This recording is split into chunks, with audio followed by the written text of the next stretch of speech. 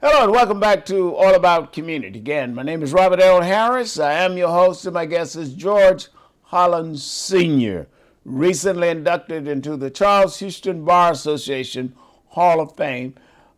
George, when we went to break, we were about to start talking about the California Association of Black Lawyers, which was founded in 1977. And you served as I believe the fourth or fifth president of the California Association of Black Lawyers. Can you give us just a little bit of flavor of what was going on at the time we founded the California Association of Black Lawyers? Again, Judge Benjamin Travis was the impetus behind the founding of the California Association of Black Lawyers.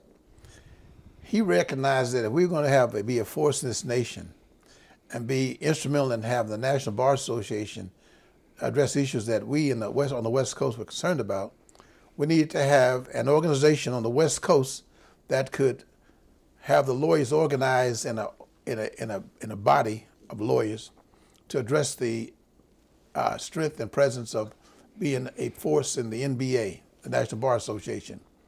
So Ben decided that, he conferred with David Cunningham in Southern California to say, hey, why don't we get Southern California, Northern California lawyers together and form a unified organization, California Association of Black Lawyers. So after a number of meetings between Southern and Northern California, we had the first meeting of the California Association of Black Lawyers at the Marriott Hotel in Los Angeles. And what's interesting is that Don P. McCullum, one of our local lawyers, Don was probably ahead of his time in many ways, decided that he wanted to be president. That's right. So all these lawyers, these educated and learned minds, that failed to realize that we didn't all know each other. But Don McCullum was smart enough to know, let me bring my resume, my curriculum vitae, and provide it for everybody so they'll know who I am. And we put his resume under everybody's door at the hotel that was there to participate in the California Association of Black Lawyers founding. And Don became the president. Became the first president of the California Association of Black Lawyers. Don is a former Alameda County Superior Court judge. He was the first black lawyer to head up the city attorney's office in the city of Berkeley, and was longtime president of the NAACP here in Oakland. Just a phenomenal man. Georgia, I want to direct you to the Oakland Police Officers Association and the San Francisco Police Officers Association in the late 70s when they were suing the NAACP for complaining about, just think about this, just complaining about police brutality. In those days, they would sue you for defamation, but the Charles Houston Bar Association intervened, and what did we do, George? We prevailed in protecting the freedom of speech for the NAACP and other organizations who want to speak about police conduct. And it was like a new arena because people were afraid of the police.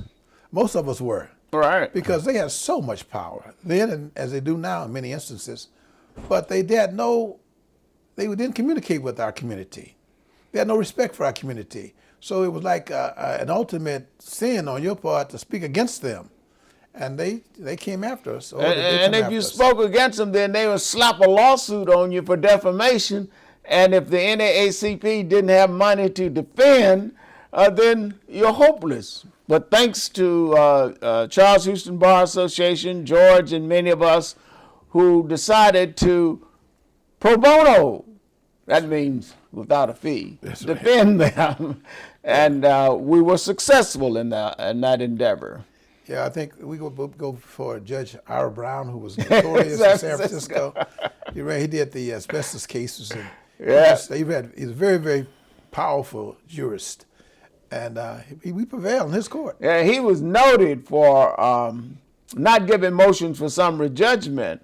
And I recall I was arguing the motion, George, and the judge said, granted, And I said, what does he mean? George said, he means you shut up and get out of here. You bet you won. You won. It means you won, so just shut up and get out of here. Oh, okay. Yeah. But it's that kind of activism that is so important for lawyers to do. Do you think lawyers are doing enough of that nowadays? You know, it's unfortunate that we came along in a time or an era where a lawyer should have what's expected to distinguish him or herself, because there were so many issues facing our community that we had to address. And it seems that now lawyers don't have that kind of concern, and that because they don't want to taint their reputation. I think about lawyers like Ben Travis, Horace Wheatley, Clint White, Nat Colley. These were lawyers, and they dealt with issues that came before them. They were concerned about. They wanted change in our community, so they didn't worry about, am I going to be accepted into a higher position? Am I going to become a judge? So lawyers now tend to not want to taint themselves with any kind of controversy. So if you speak out about an issue, you're going to offend somebody. That's true, but you have to speak out based on conscience. If something bothers you, you ought to address it.